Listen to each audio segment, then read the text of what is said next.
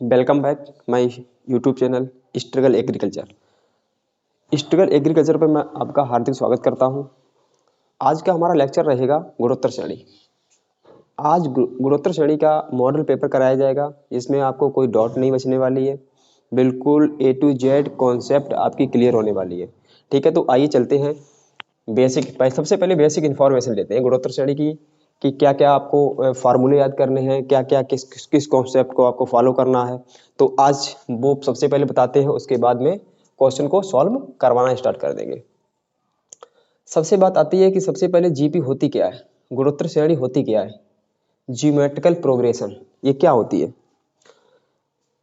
आपको बात ये बता दें कि इसकी पहचान ये होती है कि समांतर श्रेणी में आपको दो पदों का अंतर हर जगह पे समान होना चाहिए, लेकिन गुणोत्तर श्रेणी में अंतर नहीं होता, इसमें आपका रेशियो होता है, यानी अनुपात होता है। किन्हीं दो पदों के बीच अनुपात समान होना चाहिए, किन्हीं दो पदों के बीच। तो आइए सीखते हैं। जैसे हमारे अगर व्यापक पद की बात की जाए तो गुणोत्तर श्रेणी का व्यापक पद होता है ए R square, A R cube, ऐसे डॉट डॉट डॉट, लास्ट में जो टर्म होगा हमारा ए आर की पावर n-1, ये होता है इसका व्यापक पद, जिसमें ये होता हमारा प्रथम पद। आपको हम पहले से बता दें, जो आगे लिखा होता है वो होता है प्रथम पद। ये वाला है द्वितीय पद, ये द्वितीय पद होगा, ये तृतीय पद होगा, ये चतुर्थ पद होगा, ऐसी डाटा। ये वाला आपका हो जाएगा लास्ट वाला n वां पद। n-वां पद को हम रिप्रेजेंट l से भी करते हैं, क्योंकि इसे अंतिम पद भी बोलते हैं। n-वां पद है, अंतिम पद भी है। तो मैंने आपको बताया था कि गुणोत्तर श्रेणी वही होती है जिसके दो पदों के बीच में रेशियो समान होता है। तो आइए सीखते हैं उसके बारे में। रेशियो मीन्स अनुपात, इन दोनों के बीच में अनुपात समान हो। तो अनुपात हमारा देखिए क्या निकलता है। अनुपात द्वितीय पद को हम ऊपर रखते हैं और प्रथम पद को हम नीचे रखते हैं, तो ये हो जाएगा हमारा आर, ये हमारा आर हो जाएगा। ये बात ध्यान रखना, कहीं से भी निकाल लो आप, चाहे इस वाले पद को लिख लो, ये होता है ए आर स्क्वायर, उसके नीचे लिख दो ये दूसरा वाला, मतलब ये आगे वाला पद पहले लिखा जाएगा, उसके बाद में पिछला वाला पद लिखा जाएगा। तो ए आर, इससे ए से ए कैंसिल हो जाएगा, ये आर से ये आर कैंसिल हो जाएगा, तब भी इसके आर आएगा। इसका मतलब रेशियो हम कैसे निकालेंगे, अनुपात कैसे निकालेंगे, गुणोत्तर श्रेणी का अनुपात निकालेंगे अगला पद बटे पिछला पद। तो इसे हम लिखना चाहें तो इसे हम लिख देंगे अगला पद बटे पिछला पद, ये होता है गुणोत्तर श्रेणी का जो अनुपात होता है। ठीक है, प्रथम पद पता लग गया, द्वितीय पद पता लग गया, n-वां पद पता लग गया। n-वां पद का जो फार्मूला होता है, n-वां पद का फार्मूला होता है ए आर की पावर n-1, ये n वें पद का फार्मूला होता है। इसी को हम l के बराबर और लिख देते हैं, इसी के बराबर में हम लिख दें यहाँ पर l बराबर, ये l बराबर भी होता है, n-वां पद भी होता है। इसी n वें पद को हम किससे रिप्रेजेंट करते हैं, an से। n-वें पद को रिप्रेजेंट किससे करते हैं, an से करते हैं। ठीक है, तो इतनी चीजें आपको समझ में आ रही होंगी। इससे आगे चलते और क्या क्या आपको फार्मूले मिलेंगे। तो हम देखो, मॉडल पेपर हम करवा रहे हैं, तो मॉडल पेपर में आपको फार्मूले तो भाई याद होने चाहिए, क्योंकि मॉडल पेपर में हम आपको एक्सरसाइज बाय एक्सरसाइज क्वेश्चन नहीं सॉल्व करवाएंगे। मॉडल पेपर का मतलब ये होता है हर एक एक्सरसाइज दो दो क्वेश्चन जो भी मॉडल पेपर में दिए गए होंगे वो हम सॉल्व करवा देंगे आपके। हालांकि आपको एग्जाम में बहुत ही इससे सहायता मिलेगी। और बाकी आगे सीखते हैं। तो ये आपका n-वां पद हो गया, ऐसे रेशियो निकाल लेंगे। ये प्रथम पद द्वितीय पद हो गया, ये व्यापक पद है समांतर श्रेणी का। ठीक है, उसके बाद में आपने ये कहा सर n-वां पद निकाल लिया, योगफल कैसे निकालेंगे समांतर गुणोत्तर श्रेणी का। योगफल का भी इसका फार्मूला होता है, गुणोत्तर श्रेणी के योगफल का फार्मूला SN होता है, SN बराबर यहाँ पर a ब्रैकेट r की पावर n-1 अपॉन r-1, ये इसके गुणोत्तर श्रेणी के योगफल का फार्मूला होता है। और ये कब लिखा जाएगा, जब r हमारा बड़ा हो किससे, 1 से। जब आर हमारा 1 से बड़ा होगा तब ये निकलेगा। आर देखो पता लग जाएगा यहाँ पे, जब आर निकालेंगे तो पता लग जाएगा आर हमारा बड़ा है या छोटा है। इसके बाद इसका एक और ऐसे फार्मूला होता है, जब वो फार्मूला तब लगाएंगे जब आर हमारा 1 से छोटा हो। आर हमारा 1 से जब छोटा होगा तब वो फार्मूला लगाएंगे। तो उसके लिए हमारा ये बनेगा 1 माइनस आर की power n upon 1 minus R. यहाँ पे ये फार्मूला तब अप्लाई करेंगे जब आर का मान 1 से छोटा हो। तो फार्मूले वही है, यहाँ पर क्या किया, इसे पलट दिया गया। देखो इसे याद कर लो आप, इसे पलट दो, नीचे भी पलट दिया ऊपर भी पलट दिया, बस वही फार्मूला हमारा है। एक और इसका फार्मूला बनता है आपका गुणोत्तर श्रेणी के अनंत पदों का योगफल। जीपी के अनंत पदों का योगफल। अनंत पदों का जो योगफल होता है उसे एस अनंत से लिखते हैं, एस इन्फिनिटिव, एस अनंत।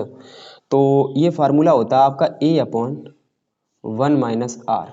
ये आप ध्यान रखना, ये बहुत ही जगह पे अप्लाई हो जाता है। अनंत जब जब श्रेणी अनंत तक दी गई होगी तब इसका योगफल कैसे निकालेंगे, तो इस फार्मूले से निकालेंगे, अन्यथा निकाल नहीं पाओगे आप।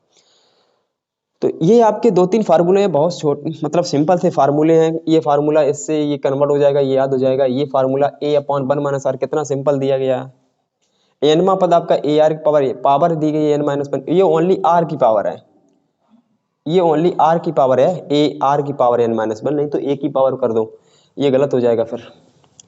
अब हम कुछ इसमें और बताना चाह रहे हैं आपको। अगर जैसे समांतर श्रेणी के पद मैंने अब आपको बताए थे कैसे मानोगे, है समांतर श्रेणी के पद कैसे मानोगे, ऐसे ही गुणोत्तर श्रेणी के जो पद होंगे क्वेश्चन में दिए गए होंगे, गुणोत्तर श्रेणी के 3 पद हैं, तो पद कैसे मानोगे आप, तो वो उसकी चर्चा और कर लेते हैं इसी में।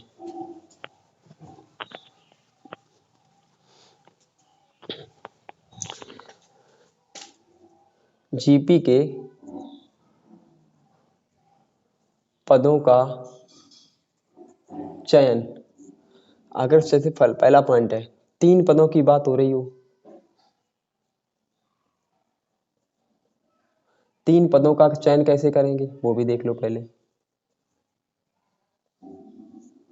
3 पदों का चयन, 3 पदों का जब चयन करोगे तो उसमें पता पहले आपको ए मानना पड़ेगा, फिर ए आर मानना पड़ेगा, और यहाँ पर ए बटे आर,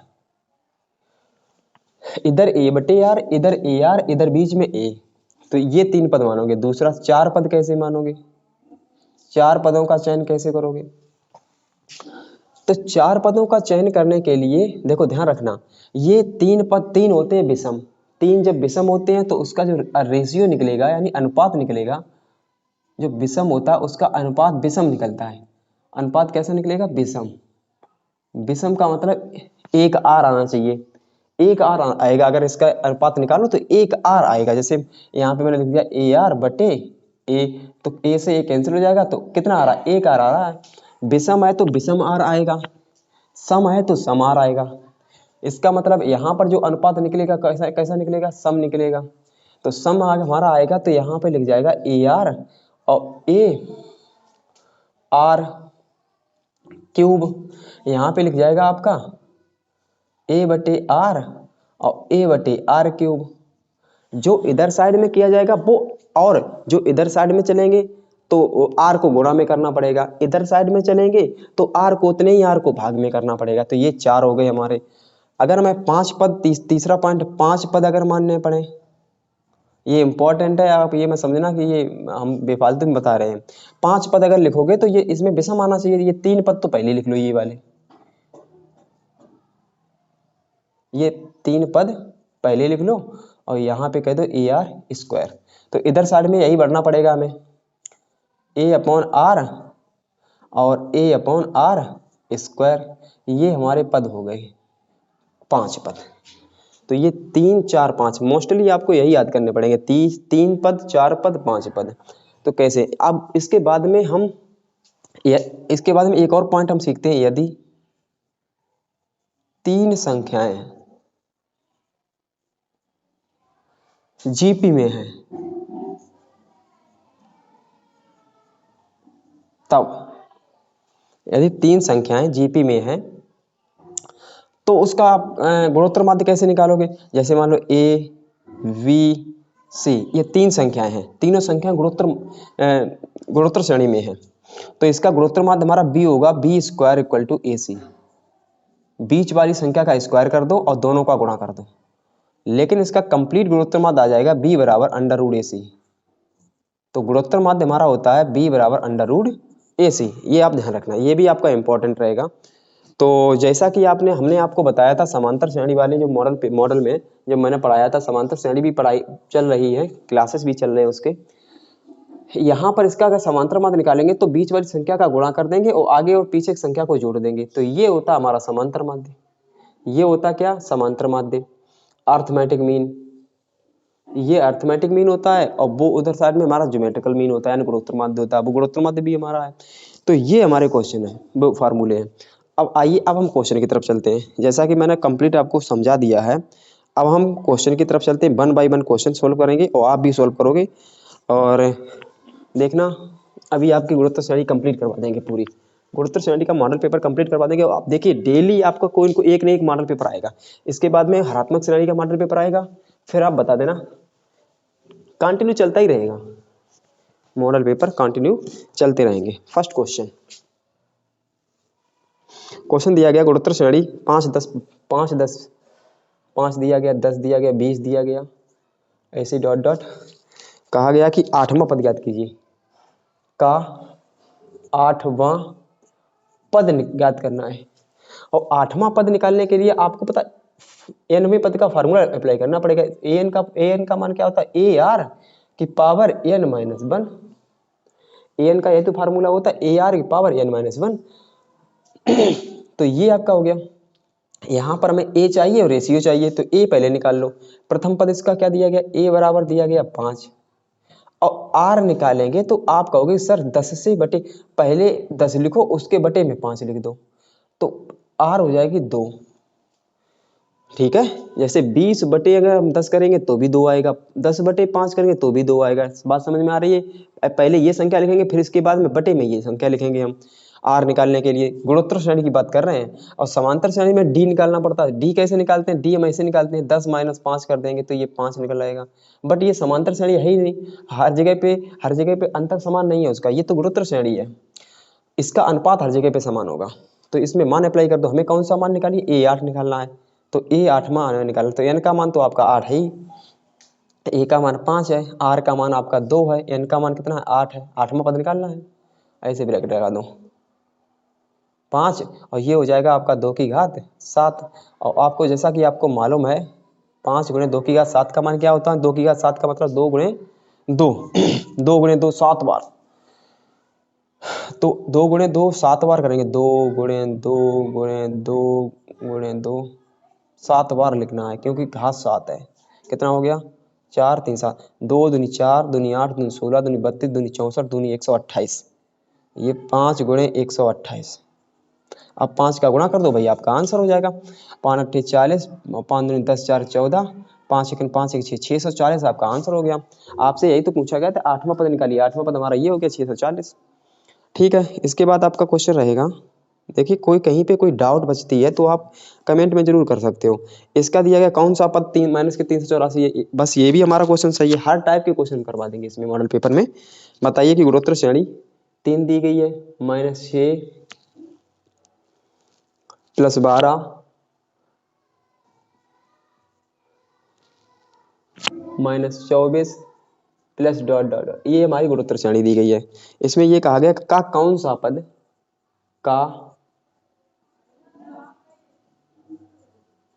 -384 है। -384 का कौन सा पद? हमें मालूम ही नहीं कौन सा पद है, हमें तो n का मान निकालना है। हमें क्या करना है? हमें कौन सा पद निकालना है, यानी n का मान निकालना है। n का मान निकालना हमें। हम मान लेंगे, माना इसमें एज्यूम करना पड़ता, माना nवां पद, माना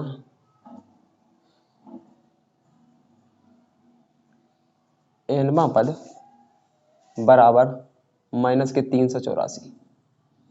nवां पद आपका -384 है। तो nवां पद का फार्मूला क्या होता है? यानी हम लिख देंगे an बराबर -384। nवां पद होता क्या है? ए आर की power n minus one minus के 384। अब देखो पहले ए की वैल्यू रख लो और आर की वैल्यू रख लो, पता लग जाएगा हमें। अच्छा ये बताओ, इधर साइड में हम ए की वैल्यू निकालते हैं, इधर साइड में ए की वैल्यू हमारी क्या हो जाएगी, 3 हो जाएगी। आर की वैल्यू क्या हो जाएगी, आर हमारा यहाँ पे कितना माइनस का 6, दूसरा वाला पद, पहला वाला पद कितना है 3 है, तो आर की वैल्यू कितनी हो जाएगी, आर की वैल्यू हो जाएगी माइनस का 2।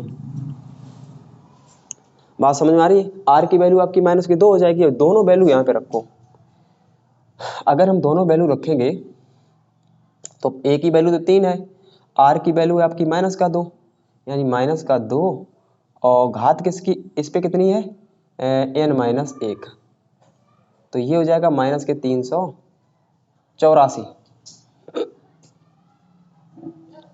अब देखो 3 से ये कैंसिल करो, 3 एकम 3, 3 दूनी 6, 3 8 24, ठीक है, ठीक है।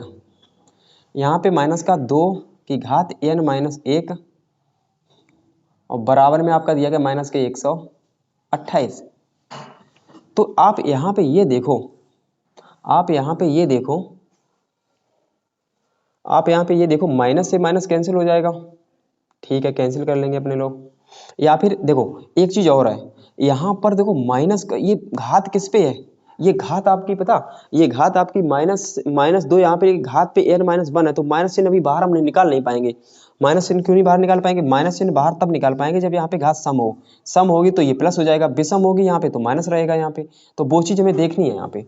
तो माइनस के 2 की घात कितनी है n माइनस 1 बराबर में कितना है माइनस 128। 128 कहाँ कितनी घात बनेगी जाकर 128, 2 दूनी 4 दूनी 8 दूनी 16 दूनी 32 दूनी 64 दूनी 128, यानी 2 की घात 7 का मान, 2 की घात 7 का मान देखो यहाँ पे कितना आया था, 2 की घात 7 का मान 128 आया था, तो यहाँ पर भी आपका 128 है, तो ये हो जाएगा 2 की घात 7। तो इसे भी ब्रैकेट के अंदर रखो।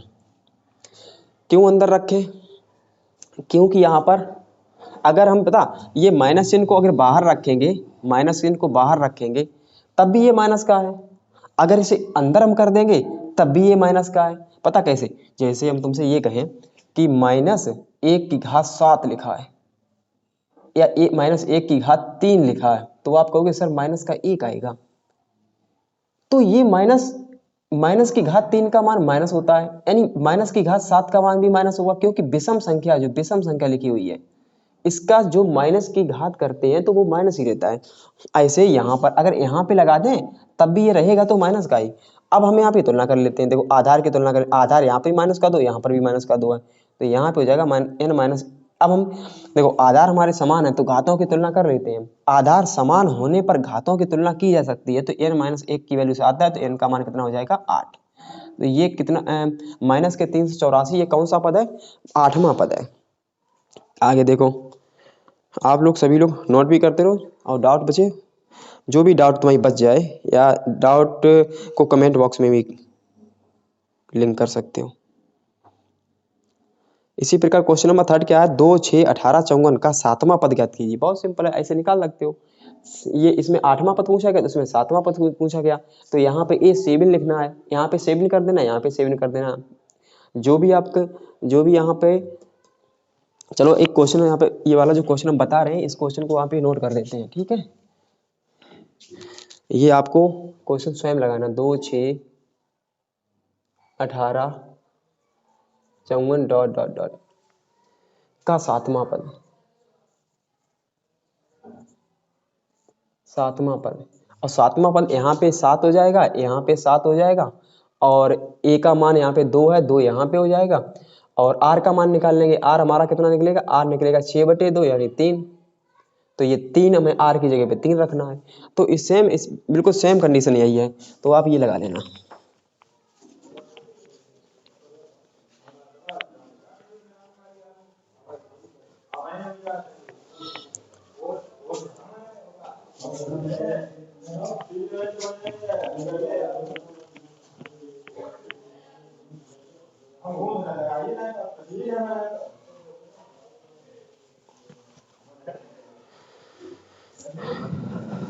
देखिए नेक्स्ट क्वेश्चन आपका,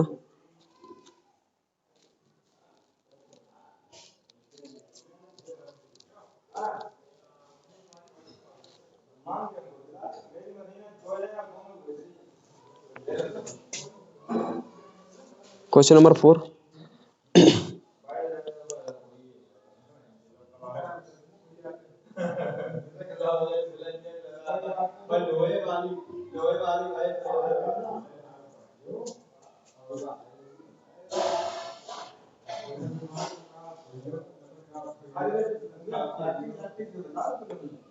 अनंत पदों का योगफल, अनंत पदों का योग ज्ञात करना है। अगर हमें अनंत पदों का योग ज्ञात करना तो उसका फार्मूला क्या होता है, बहुत ही सिंपल सा फार्मूला भी बताया था मैंने, a/1 - r, अनंत पदों का योगफल। इसमें प्रथम पद क्या है, इसमें a का मान क्या है, 1 दिया गया, ये है 1। इसमें r का मान क्या है, रेशियो यानी अनुपात क्या है, तो ये वाला पद पहले लिखो 1/4, माइनस का 1/4 है, बटे में ये 1, तो ये 4 नीचे आ जाएगा, 4 नीचे आ जाएगा तो रेशियो हो जाएगा हमारा माइनस के 1/4, ये हमारा रेशियो आ जाएगा इसका। अनंत पदों का योगफल निकालेंगे हम, तो a का मान कितना है, 1 है, और 1 - r का मान कितना है, r का मान हमारा है माइनस के 1/4, तो ये हो जाएगा 1/1 प्लस 1/4, 4 एकम 4, 1 5, ये 4 आ जाएगा यहाँ पे, क्योंकि जो नीचे वाली संख्या होती है वो ऊपर पहुंचती है, तो 4 ऊपर आ जाएगा, तो आंसर आ जाएगा आपका 4/5। यही आपका क्या है, यस अनंत है। बहुत ही सरल क्वेश्चन होता है, अनंत पदों का योगफल निकालने के लिए बहुत ही सिंपल फार्मूला दिया गया है, a/1 - r, तो मैंने बस फार्मूला यहाँ पे मात्र मैंने फार्मूला रखा और वैल्यू को रख दिया आंसर। इसके बाद में आपका नेक्स्ट क्वेश्चन रहेगा question number 5। Question number 5, question number 5, किसी गुणोत्तर श्रेणी का तीसरा पद दिया गया है और इसके प्रथम 5 पदों का योगफल ज्ञात कीजिए। गुणोत्तर श्रेणी का तीसरा पद दिया गया, यहाँ पे इन्होंने कहा कि जीपी का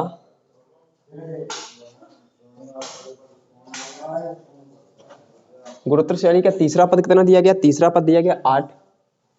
गुणोत्तर श्रेणी का तीसरा पद दिया गया 8, तो तीसरा पद क्या होगा हमारा, a3 होगा, 8, और a3 का मान कितना होता है, a r, और n की जगह पे कितना, 3, 3 - 1, तो ये हो जाएगा हमारा AR²। का मान कितना है, 8।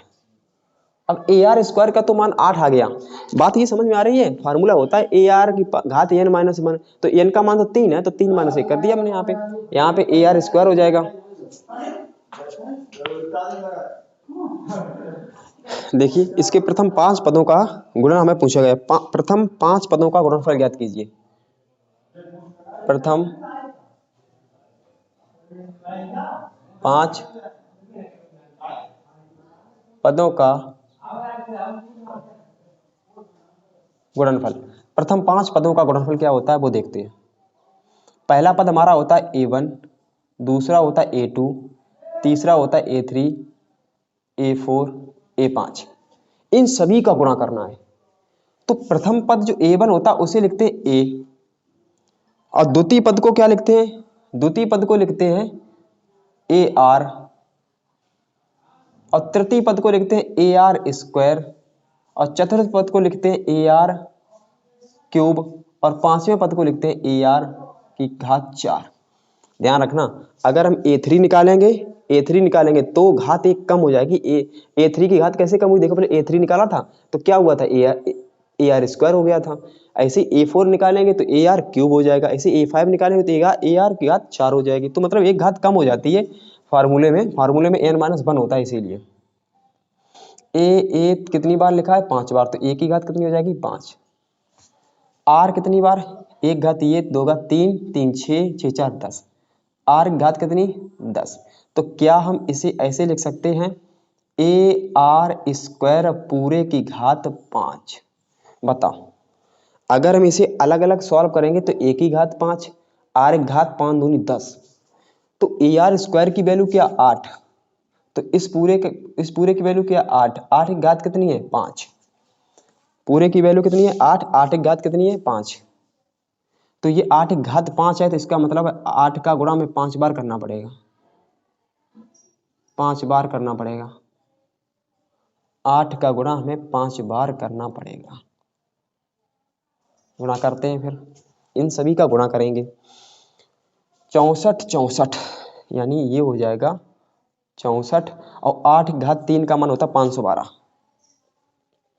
8 8 गुणे 8 गुणे 8 64 गुणे 512 512 8 8 का क्यूब होता 512, ये हो जाएगा आपका 64। इन सभी का गुणा करो। 512 का हम गुणा करेंगे किसमें 64 में। 4 दूनी 8 4 एकम 4 4 पंचे 20 6 दूनी 12 6 एकम 6 1 7 और 5 छक्का 30, ये हो जाएगा आपका 8 6 7 2 3 32 778 32 778 आपका करेक्ट आंसर हो जाएगा। ये आपका आंसर हो जाएगा 32 778 नहीं 68 सॉरी 32 768 32 768 आपका करेक्ट आंसर हो जाएगा। ये बात समझ लो पहले। इसके बाद नेक्स्ट क्वेश्चन रहेगा आपका, बहुत ही अच्छा क्वेश्चन था। इसके बाद आपका नेक्स्ट क्वेश्चन रहेगा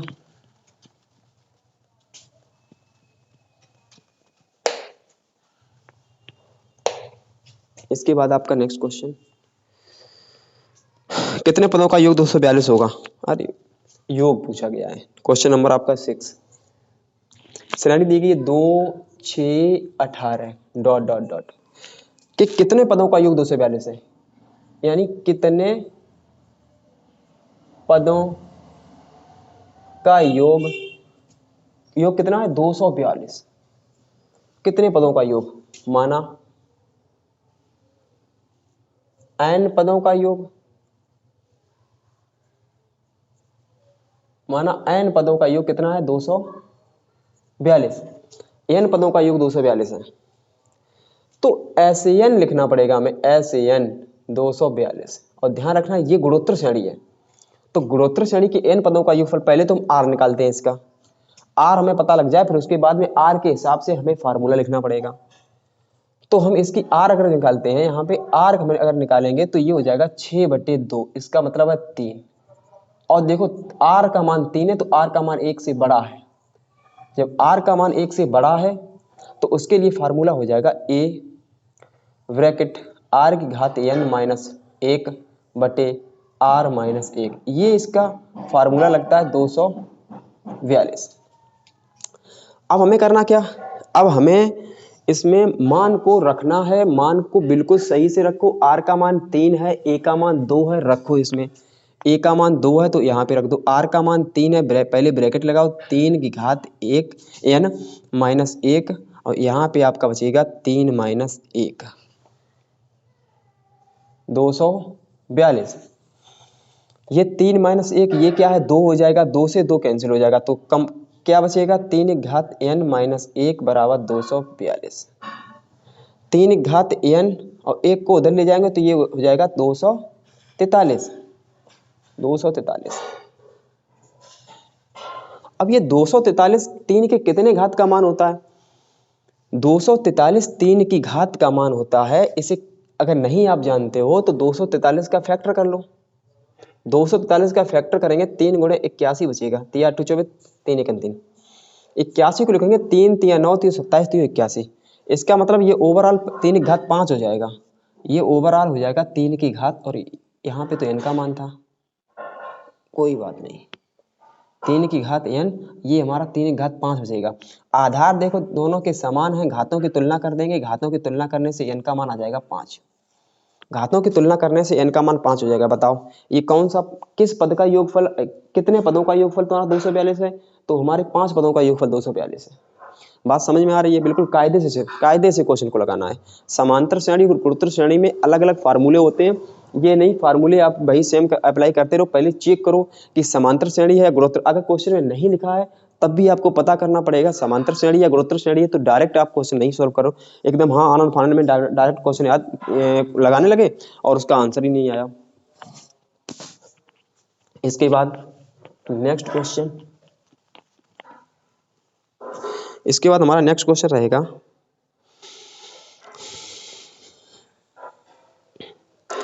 क्वेश्चन नंबर 8। बाकी एक क्वेश्चन आपका है 7, क्वेश्चन नंबर 7। वो क्वेश्चन नंबर 7 ज़्यादा खास नहीं है, उसमें योग पूछा गया है, यही फार्मूला अप्लाई करना है, ये वाला फार्मूला अप्लाई करना, मात्र ये फार्मूला, उसमें योगफल निकालना है, 10 पदों का योग ज्ञात करना है। चलो कोई बात नहीं है, ये हम लिखे दे रहे हैं 7वां क्वेश्चन, वो आप सॉल्व कर लेना। 1 + 3 + 9 + 27 प्लस डॉट डॉट डॉट 10 पदों तक जोड़िए, 10 पदों का योगफल। अगर 10 पदों का योगफल आपको निकालना तो फार्मूला ये लगाना पड़ेगा आपको, ये वाला फार्मूला लगा देना, आ जाएगा आपका। उसके बाद क्वेश्चन नंबर, हम तो क्वेश्चन नंबर 8 लगवाएंगे, वो स्किप कर रहे हैं आपके लिए। दिया गया 512 इम्पोर्टेंट क्वेश्चन, 512 और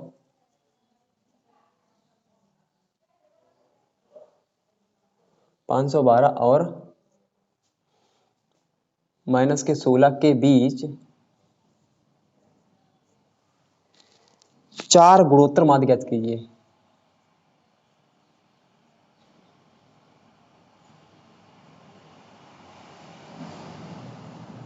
चार गुणोत्तर माध्य, इन दोनों पदों के बीच 4 गुणोत्तर माध्य निकालो। ठीक है, निकाल देंगे। 4 गुणोत्तर माध्य, मैंने मान लिया एक गुणोत्तर माध्य G1, दूसरा G2, तीसरा G3, चौथा G4, इनके बीच में होने चाहिए, और लास्ट वाला ये कितना है 16। ये 4 मैंने निकाले हैं, G1, G2, G3, G4, उसके बाद 16। ये हमारी सीरीज है, मतलब ये हमारी श्रेणी बनी। तब 4 गुणोत्तर माध्य निकालने के लिए हमें 4 गुणोत्तर माध्य को यहाँ पे लिखना पड़ेगा। तो अब हम आपसे ये पूछते हैं, इसका प्रथम पद कितना है, बताओ। अच्छा आप लोग बताओ, प्रथम पद बताओ कितना है इसका प्रथम पद। तो आप कहोगे सर प्रथम पद A बराबर लिखो 512, प्रथम पद 512, प्रथम पद। अब हम आपसे कहेंगे बताओ अच्छा अंतिम पद कितना है, अंतिम पद L बराबर कितना है। तो आप कहोगे सर -16, इसी को बोलते हैं nवां पद, यानी ये an। अब हम आपसे पूछे पद हैं कितने, यानी n का मान है कितना। तो 4 तो यही है, 2 ये है, 6 पद हैं।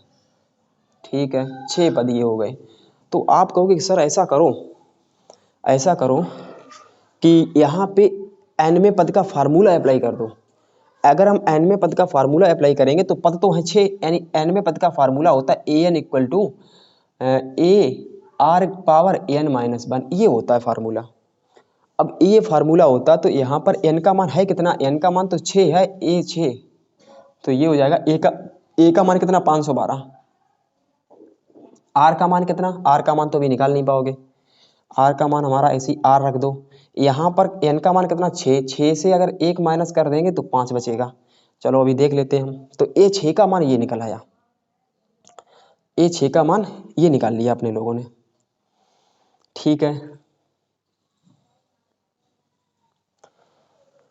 अगर इनसे सही से सॉल्व करें 512 को, तो इसके फैक्टराइजेशन करें, तो चलो बाद में देख लेते हैं, पहले हम ये 6 का मान रख लेते हैं। r की घात 5 ये हो जाएगा। ये 6 का मान तो हमारा ये निकल आया, r की घात 5, ये 6 का मान। इसके बाद में हमें देखो फार्मूला का यूज नहीं करना बिल्कुल भी, फार्मूले का यूज करेंगे तो एकदम समस्या में पड़ जाओगे आप।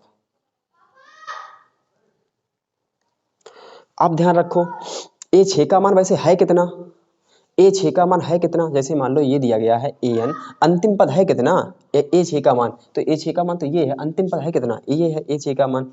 इसी को तो हम यह लिखते हैं, ए 6 का मान हमारा ये दिया गया, यहाँ पे नोट करते हैं। ए 6 का मान आपका दिया गया -16, और -16, और ये हो जाएगा 512, और गुणे में आपका r की घात 5। अब देखो पहले ये -16 है, ये 512, क्या 16 से ये 512 कट जाएगा, काट के देख लेते हैं।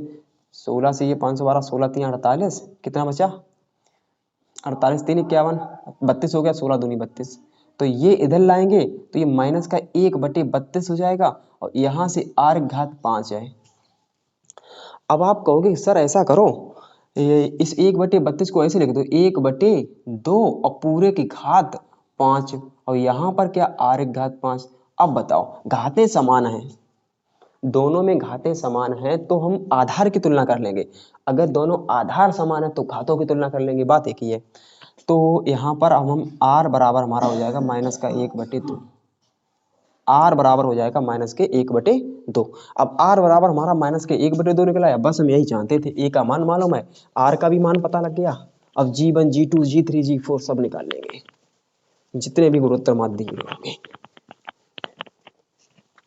क्या क्या मालूम है, 1 बाय 1 निकालते हैं। G1, अब ध्यान दो, पहले G1 पहला दूसरा पद है। दूसरे पद में क्या क्या होती गुणोत्तर श्रेणी का व्यापक पद क्या होता है? G1 मतलब यहाँ दूसरा पद के लिए AR, ठीक है। और तीसरे पद के लिए ये तो यहाँ पे G2, यहाँ पे तो G2 लिखा है, लेकिन यहाँ पे 1 2 3 तीसरा पद है। तो G2 है लेकिन तीसरा पद है, तीसरा पद है, इसका मतलब इसे लिखेंगे AR²। बात आ रही समझ में? तीसरे पद के लिए, या फिर आप समझ में आना चाहिए भाई। देखो AR हम निकालेंगे, A का मान तो दिया गया 512, R का मान दिया गया -1/2, 2 से ये कैंसिल करेंगे तो आपका माइनस का आ जाएगा 2 दूनी 4 और 2 पंचे 10, 2 छंग 12, 256। तो ये हमारा पहला गुणोत्तर माध्य निकल आया।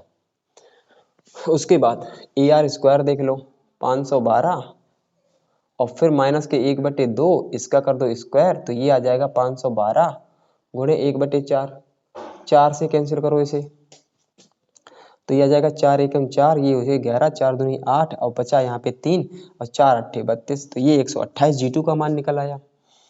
अगर हम यहाँ से G3 का मान निकालेंगे, है तो ये चौथा पद G3, तो ये हो जाएगा AR3, तो ये हो जाएगा 512 और गुणे में -1/2 और पूरे पे घात 3 है, तो ये हो जाएगा आपका 512 गुणे और ये माइनस का हो जाएगा -1/8, 8 से ये कैंसिल करो, 8 की घात 3 का मान होता है 512, 8 से अगर इसे सॉल्व करेंगे तो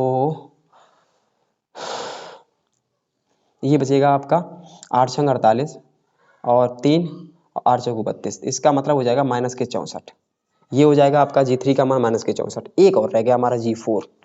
अब हम G4 निकालेंगे। G4 के अब पांचवा पद है G4, 1 2 3 4 5, पांचवा पद है, इसकी मतलब है इसका व्यापक पद हो जाएगा A की घात AR/4, A 512 और R हमारा 1/2 उस पे घात 4, तो ये हो जाएगा 512 गुणे में 1/16, 16 से ये कैंसिल करो, 16 3 48, 48 48 48, 16 3 48 और बचे 3 51, 3 बचे यहाँ पे 32 हो गए, 16 दूनी 32, तो ये हो जाएगा आपका प्लस का 32।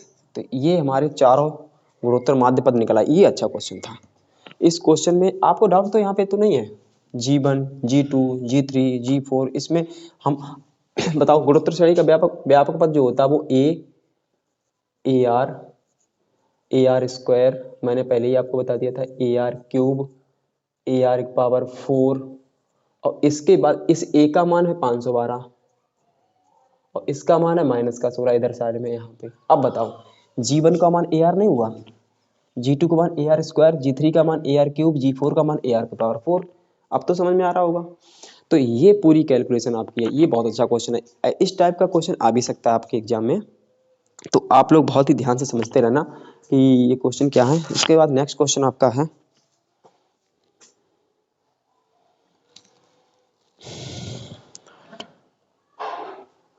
इसके बाद नेक्स्ट क्वेश्चन आपका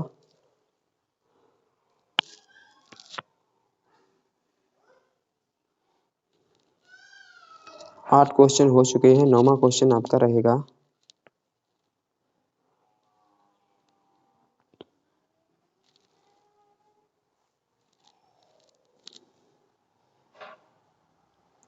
ये देखिए क्वेश्चन नंबर 11। 9 क्वेश्चन तो 10वें पदों को ज्ञात कीजिए के 10वें पद को ज्ञात कीजिए। तो यार 10वें पद का निकालने के लिए आपको A10 निकालना पड़ेगा। A10 का मान होता है AR⁹ तो ये तो कर लोगे आप। A10वां पद इंपॉर्टेंट क्वेश्चन एक भी नहीं स्किप करना होने चाहिए। उस गुणोत्तर श्रेणी 10वां क्वेश्चन इसका दिया गया, उस गुणोत्तर श्रेणी का प्रथम पद ज्ञात कीजिए। यानी प्रथम पद हमें क्या निकालना है? प्रथम पद क्या है? गुणोत्तर श्रेणी। प्रथम पद निकालना है जिसका दूसरा पद 2 है। इसका मतलब a2 की वैल्यू दी गई है 2, और इसे अगर सही से लिखें तो a2 हमारा कितना होगा, ar होगा। ar की वैल्यू कितनी होगी, 2 हो गई।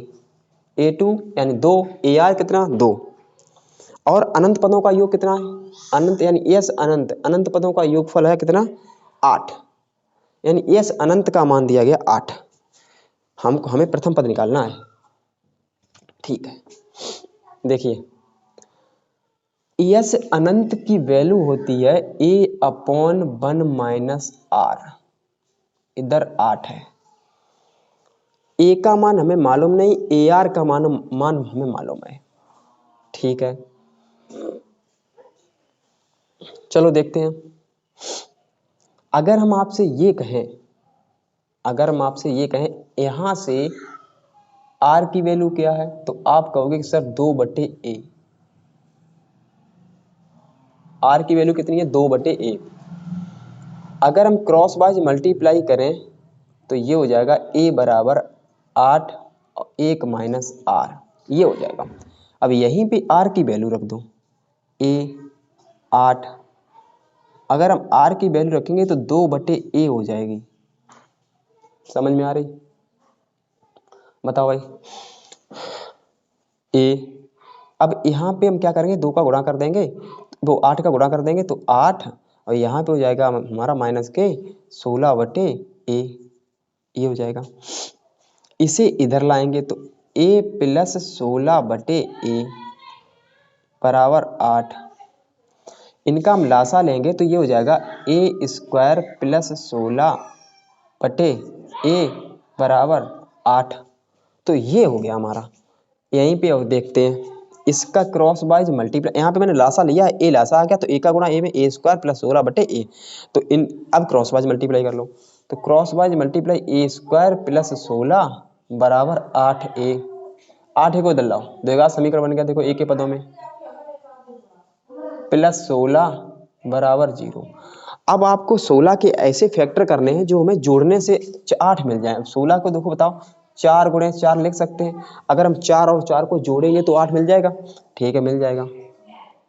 या ऐसा नहीं कर पा रहे तो ऐसा भी कर सकते हो, नहीं तो आपको फैक्टर तो आते ही होंगे, नहीं आते तो हम आपको बताते हैं। इसे 8 को लिख सकते हैं, 8 को लिख सकते हैं 2 गुणे 4। ऐसे अगर इसे कंप्लीट लिखें तो ये 8a लिखा हुआ है, और 16 को लिखेंगे 4 की घात 2। अब यहां पर आप समझो पहले, ये a² plus b² minus 2ab formula बन गया हमारा a माइनस बी का होल स्क्वायर। तो a माइनस बी के होल स्क्वायर का फार्मूला, तो a माइनस 4 का होल स्क्वायर का फार्मूला। तो ये हो जाएगा a माइनस 4 बराबर 0, ये हो जाएगा a बराबर 4। यही हमें निकालना था। बताओ, अच्छा कोई समस्या हुई हो इसे निकालने में? यहाँ पर चाहो तो फैक्टर गुणनखंड कर सकते हो, चाहो तो ये a माइनस बी का होल स्क्वायर बना सकते हो आप लोग। अगर बन जाए तो बनाना, नहीं तो फैक्टर तो करनी पड़ेगी आपको। यहाँ पे सिंपल था इसलिए मैंने यहाँ पे बता दिया, अगर नहीं बनता तो हम फैक्टर करते यहाँ पे। ठीक है, और कोई शॉर्ट ट्रिक इसकी नहीं है।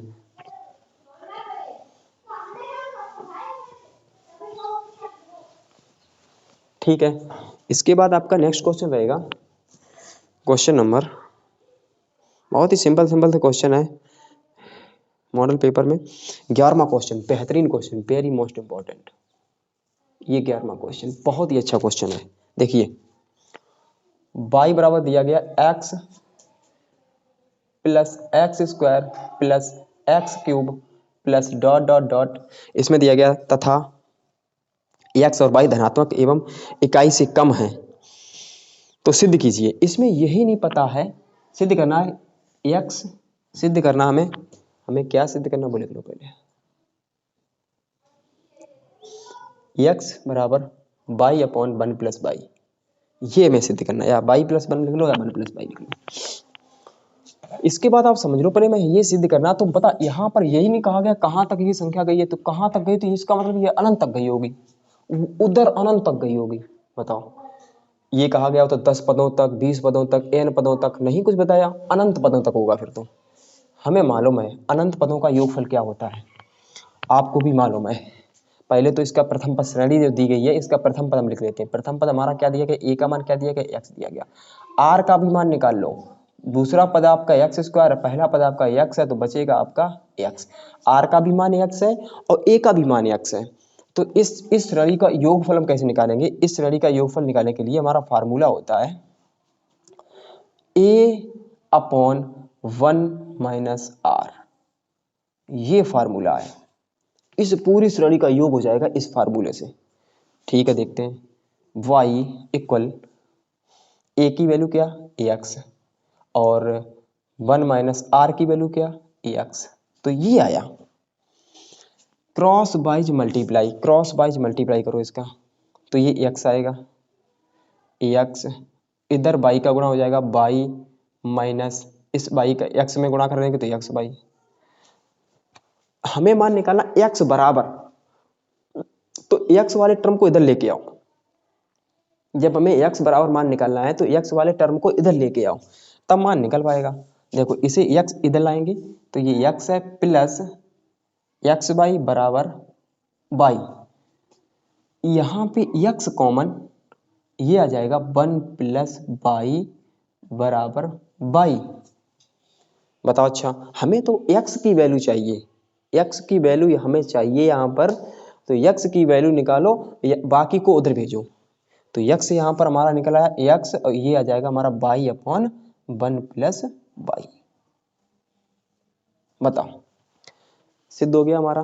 कितना सिंपल क्वेश्चन, आपको कुछ भी नहीं करना है। यहाँ पे अनंत पदों का योगफल का फार्मूला, हमें x के बराबर लिखना है तो x वाले टर्म को एक तरफ करो, उसके बाद में x कॉमन लो, उसके बाद में जो भी बचे पद उसे उधर भेज दो। बस ये आपको करना है। ना समझ में आए तो फिर दोबारा हमसे कमेंट बॉक्स में, आप लोग कुछ भी नहीं लिखते हो कमेंट में कि आपको समझ में आया है या नहीं आया है, तो वो लिखा करिए आप, हमें पता तो लगे कि आप पढ़ते हो या नहीं पढ़ते हो। इतनी मेहनत हम बेफालतू में कर रहे हैं, हम मेहनत कर रहे हैं, अगर आपको लाभ भी ना मिले तो क्या फायदा। इसके बाद आपका क्वेश्चन रहेगा, देखते हैं नेक्स्ट क्वेश्चन कौन सा अच्छा क्वेश्चन है।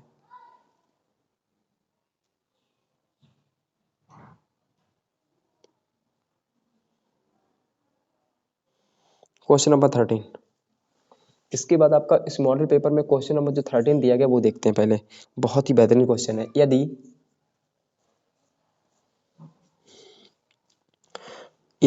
ABCD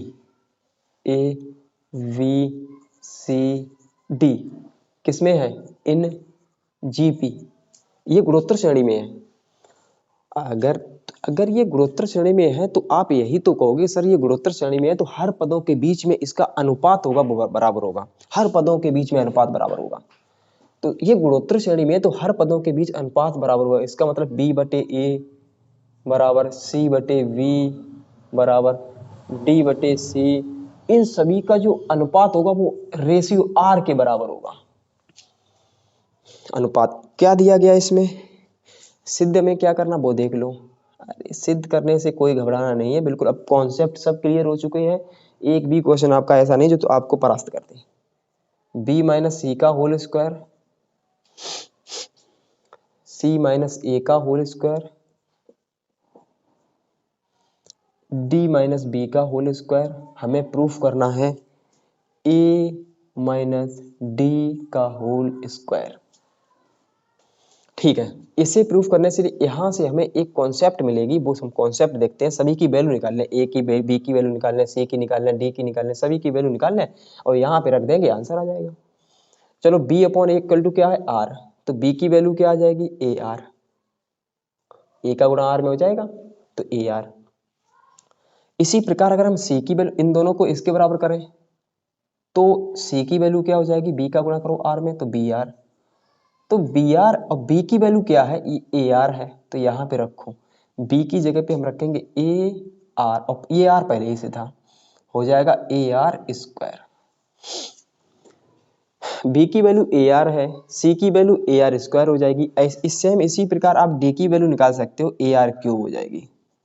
ये श्रेणी का देखो ए हमारा श्रेणी का प्रथम पद है, बी हमारा क्या है द्वितीय पद को क्या लिखते हैं ए आर, तृतीय पद को क्या लिखते हैं ए आर स्क्वायर, चतुर्थ पद को क्या लिखते हैं ए आर क्यूब।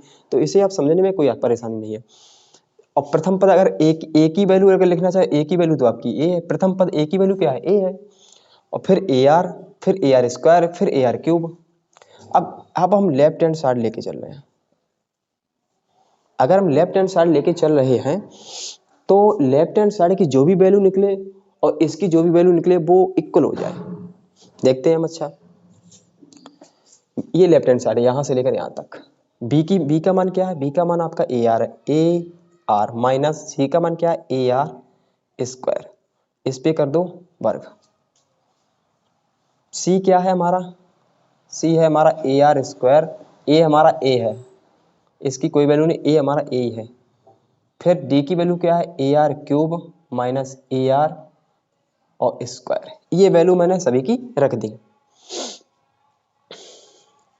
अब हम क्या करेंगे, देखो इसमें भी ए है कॉमन ले लो, इसमें भी ए है कॉमन ले लो, इसमें भी ए है कॉमन ले लो। तो ए कॉमन लेंगे तो ए कॉमन नहीं होगा, स्क्वायर की वजह से ए स्क्वायर कॉमन हो जाएगा, ये हो जाएगा। इसमें भी ए स्क्वायर कॉमन हो जाएगा, आर स्क्वायर माइनस 1 का स्क्वायर बचेगा, क्योंकि ए कॉमन ले लिया तो यहाँ पे 1 बचेगा। फिर यहाँ पे ए कॉमन ले लिया मैंने, आर क्यूब माइनस आर और ए स्क्वायर हो जाएगा। ये हमारा यहाँ तक आपको समझ में आ रहा होगा। बताइए आपके जिसके समझ में नहीं आ रहा तो वो बता दे हमें। ये यहाँ तक समझ में आ रहा होगा। अब देखते हैं ए स्क्वायर, इसमें अगर हम इसका स्क्वायर खोलते हैं तो ये आ जाएगा आपका आर स्क्वायर प्लस आर की पावर 4, ए माइनस बी का होल स्क्वायर कर रहे हैं, माइनस के 2r क्यूब, यानी आर स्क्वायर और आर को गुणा करेंगे तो क्यूब हो जाएगा। इन दोनों में a माइनस बी का होल स्क्वायर लगाएंगे तो एक A square plus B square minus 2ab यानी 2r स्क्वायर, तो ये बच जाएगा आपका। उसके बाद a, तो ये हो जाएगा a माइनस बी का होल स्क्वायर, तो a स्क्वायर करेंगे तो ये a की r की घात कितनी हो जाएगी, r की घात हो जाएगी 6, r की घात 6, a स्क्वायर है 3 का 3 गुणे, यानी 3 गुणे 3 कितना होता है 3 दूनी 6, नहीं 3 गुणे 3 नहीं होता। जैसे मान लो ये देखो, पहले आर क्यूब है, इसका स्क्वायर करेंगे तो ये हो जाएगा 3 दूनी 6, आर की घात कितनी हो जाएगी 6, ऐसे किया जाएगा। अगर 3 गुणे 3 करोगे तो 9 हो जाएगा भाई। आर स्क्वायर यानी आर की घात, मतलब आर की घात 3 है, 3 का गुणा 2 बार करेंगे तो आर की घात 6, ए स्क्वायर प्लस बी स्क्वायर, इसका स्क्वायर करेंगे तो आ जाएगा आर स्क्वायर। और माइनस का क्या होता है 2ab, माइनस का 2ab यानी दोनों का गुणा करो 2r की घात 4, ये आ जाएगा। यहीं पर तुम्हें थोड़ा कठिन लग रहा होगा, ये प्रसार खोल दिया मैंने, यहीं पे कठिन लग रहा है, इसके बाद जस्ट इसका आंसर। अब हमें करना क्या है, ए स्क्वायर का गुणा कर देना बस, सभी में ए स्क्वायर का गुणा, A square R square, A square R की power 4, 2a square R cube plus A square R की power 4 plus A square minus 2a R square plus A का इसमें गुणा कर दो, ए आर की power 6 plus A R square minus 2a R की power 4।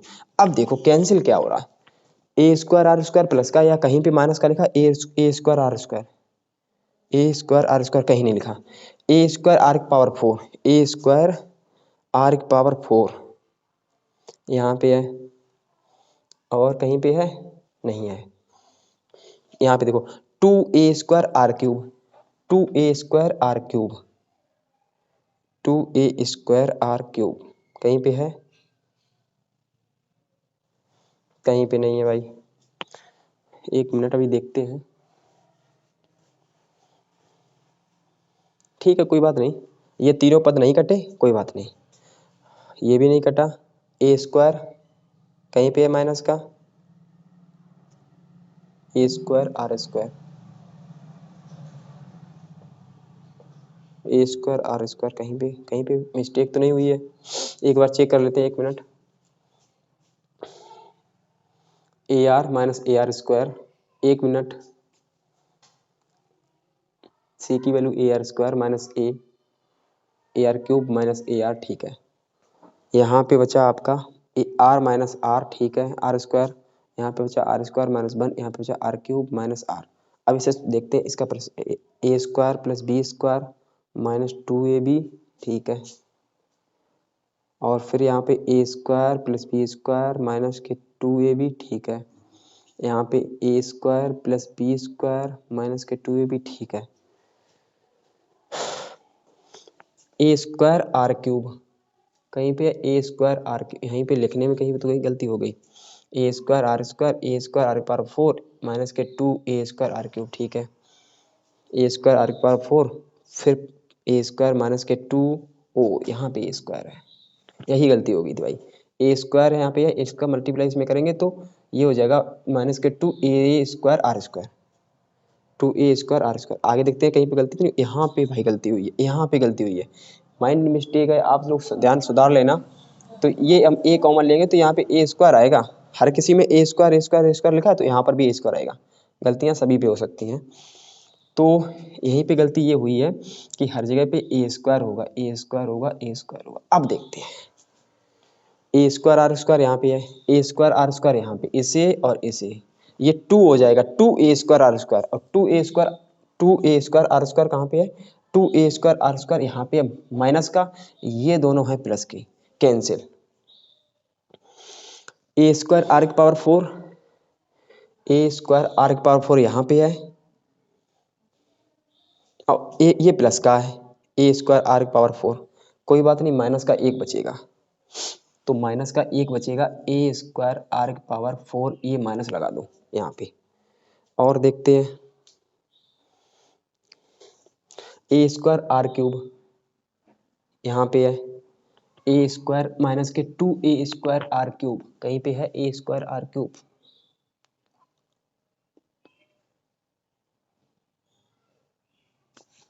A square R square यहाँ पे, और ए स्क्वायर आर स्क्वायर यहाँ पे, और ए स्क्वायर आर स्क्वायर यहाँ पे, ये कैंसिल कर लो तीनों। अरे भाई ये किस कैसे कैंसिल कर दिया, माइंड बिल्कुल गलती हो रही है आज तो बहुत। ए स्क्वायर आर स्क्वायर यहाँ पे, ए स्क्वायर आर स्क्वायर यहाँ पे, दो हो गए, ये दो कैंसिल हो गए, ठीक है, ए स्क्वायर आर फोर यहाँ पे, ए स्क्वायर आर फोर यहाँ पे, और दो ए स्क्वायर आर फोर यहाँ पे, ये दोनों कैंसिल हो जाएंगे इससे, ये। अब क्या बचा, अब आपका बचा ए स्क्वायर, और क्या बचा माइनस के two A square R cube, ठीक है, और क्या बचा प्लस का ए स्क्वायर आर सिक्स, ठीक है, ये बचा। ज़्यादा कठिन नहीं है भाई, थोड़ा गलती हो गई थी इस वजह से आपको कठिन लगने लगा होगा अब, बट कठिन नहीं है, गलतियां सभी से हो सकती हैं। तो ये लिखा है, अगर जब ये लिखा है तो बस यही वैल्यू हमारी यहाँ से आनी चाहिए, तो अब हम इसे सॉल्व भी नहीं करेंगे, यहीं तक छोड़ देंगे इसे। अब मेरा क्या बचा, a माइनस डी का होल स्क्वायर, तो a की वैल्यू क्या a है, और d की वैल्यू क्या ए आर क्यूब है स्क्वायर, इसका a माइनस बी का होल स्क्वायर खोल दो, ए स्क्वायर प्लस बी स्क्वायर करेंगे तो यहाँ पे ए स्क्वायर हो जाएगा, ये आर का 6 हो जाएगी, माइनस का टू ए बी यानी ए स्क्वायर आर क्यूब, देखो भाई सेम है जो यहाँ पे आ रहा, A square plus A square R six, A square R six minus के two A square R cube, दोनों सेम आ गए, दोनों सेम आ गए, इसका मतलब ये left hand side equal to right hand side, ये बात आप समझ लो। एक बार यहाँ पे देख लेना, यहाँ पे इस पॉइंट को नोट कर लो, यहीं पे गलतियाँ हो सकती हैं, तो आप लोग गलती नहीं करोगे, जैसी अभी हम पे हुई है आप लोग गलती नहीं करोगे, हो गई है, इसे एक गलती को पकड़ने में बहुत ज़्यादा टाइम लगता है, तो आप लोग बहुत यहाँ पे बहुत आसानी से करेंगे जिससे कोई गलती ना हो। इसी टाइप का आपका एक और क्वेश्चन है, उसे लगाएंगे आपको बहुत ज़्यादा समझ में आएगा।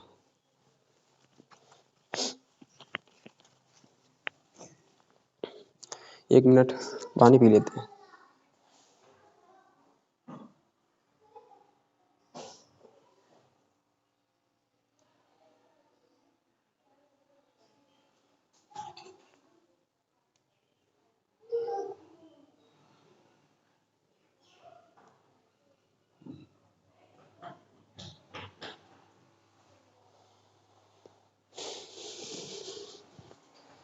ठीक है नेक्स्ट क्वेश्चन,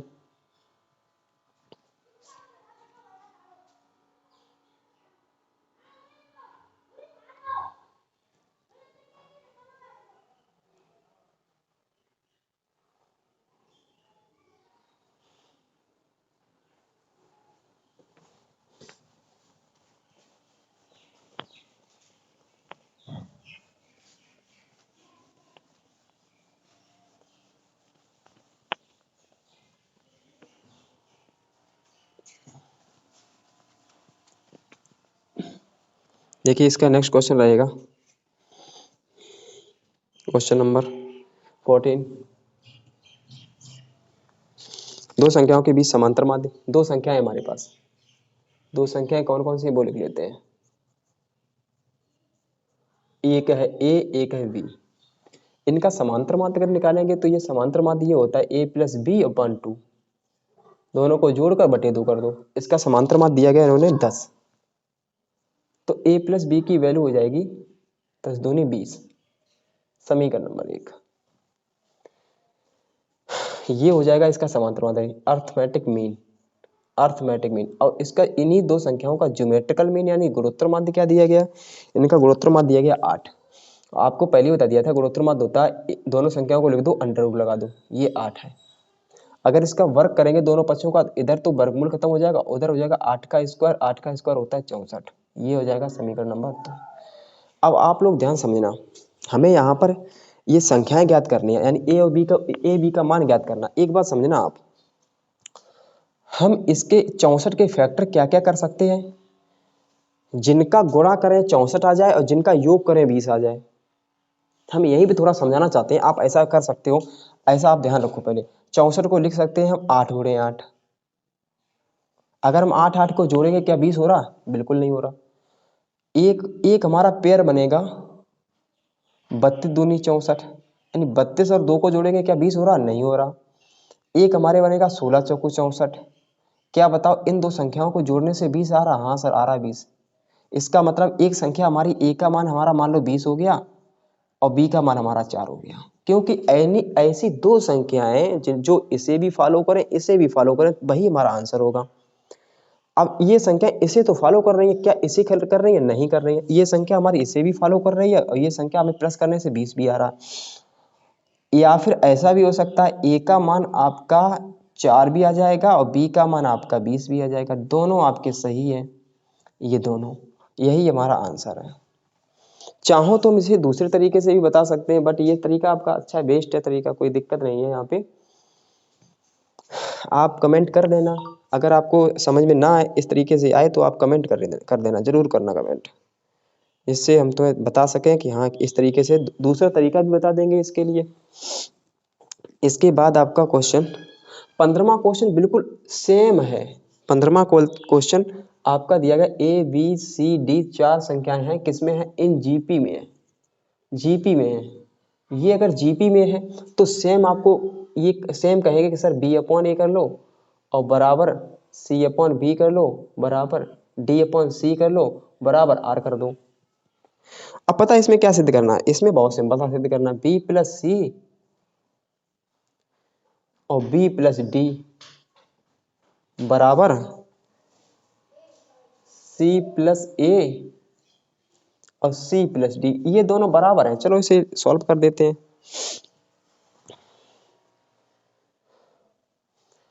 ध्यान दो, पहले लेफ्ट हैंड साइड को अगर हम लेके चल रहे हैं तो ये लेफ्ट हैंड साइड बी का मान क्या है, बी हमारा दूसरा पद है, ए बी, बी दूसरा पद है, दूसरे पद की जगह पे क्या लिखते हैं ए आर, और सी तीसरा पद, तीसरे पद की जगह क्या लिखेंगे ए आर स्क्वायर, ये हो गया हमारा। और इसमें देखो बी की जगह पे क्या लिखेंगे ए आर और डी की जगह पे क्या लिखेंगे ए आर क्यूब। यहाँ से कॉमन हमारा क्या है ए आर कॉमन है, तो यहाँ पे बचेगा 1 प्लस आर, ठीक है, ए आर कॉमन है, ए आर कॉमन है तो 1 प्लस आर बचेगा। यहाँ पे कितना कॉमन है, यहाँ पर भी आपका ए आर कॉमन, तो यहाँ पे बचेगा 1 प्लस आर स्क्वायर। इन दोनों का आप में गुणा करेंगे तो ये आ जाएगा ए स्क्वायर आर स्क्वायर और ब्रैकेट में 1 प्लस आर और इस वाले ब्रैकेट में 1 प्लस आर स्क्वायर, ये बचेगा।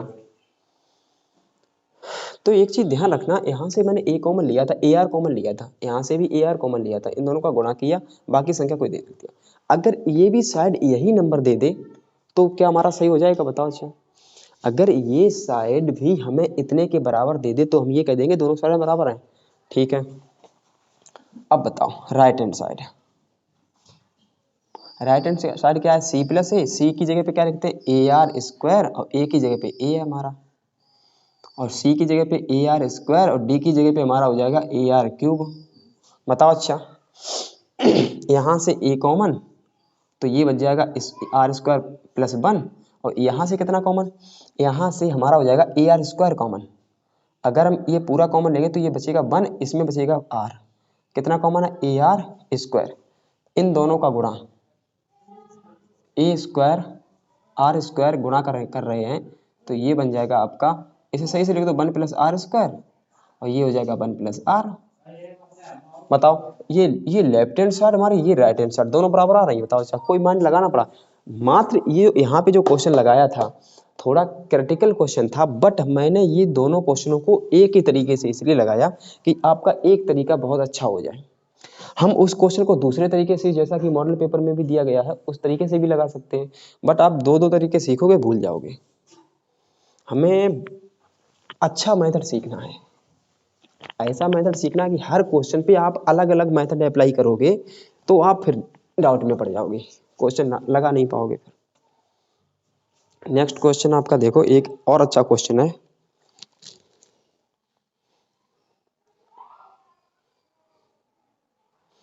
देखते हैं नेक्स्ट क्वेश्चन।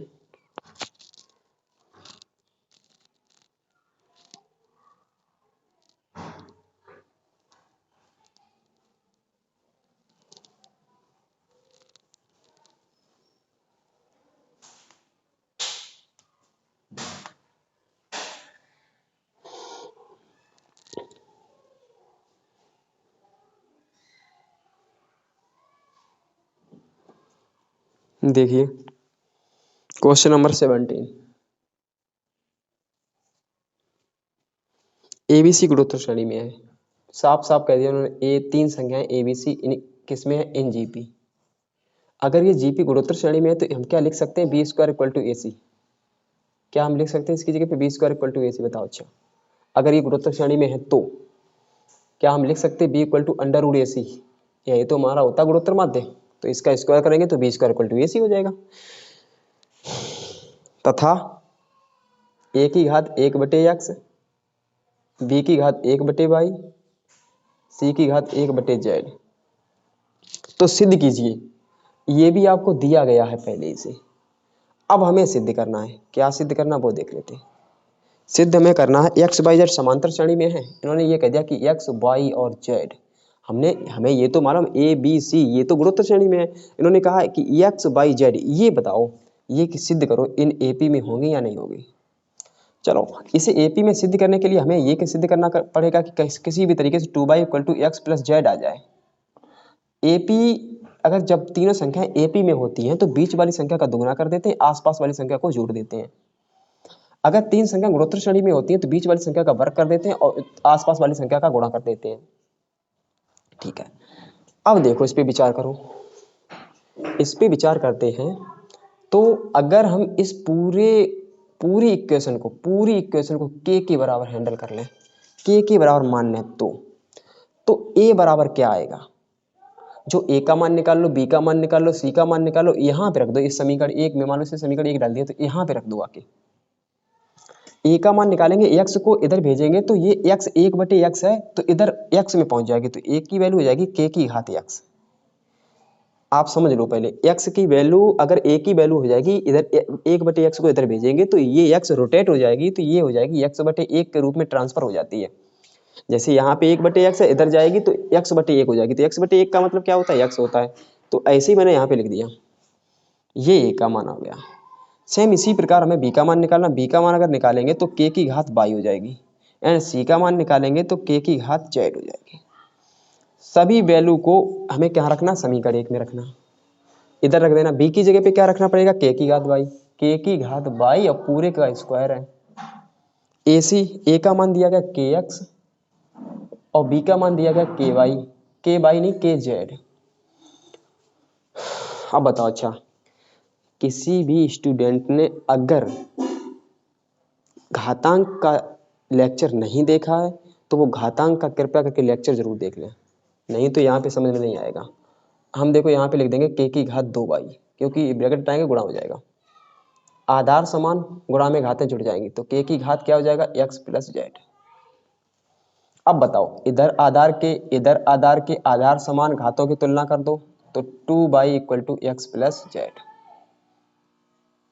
अब बताओ, इसलिए x, y, z किस में है? इन AP में। बेहतरीन क्वेश्चन, अच्छा क्वेश्चन था। बहुत ही अच्छा क्वेश्चन था। इसी के साथ साथ आपका गुणोत्तर श्रेणी का मॉडल पेपर ये समाप्त हो रहा है।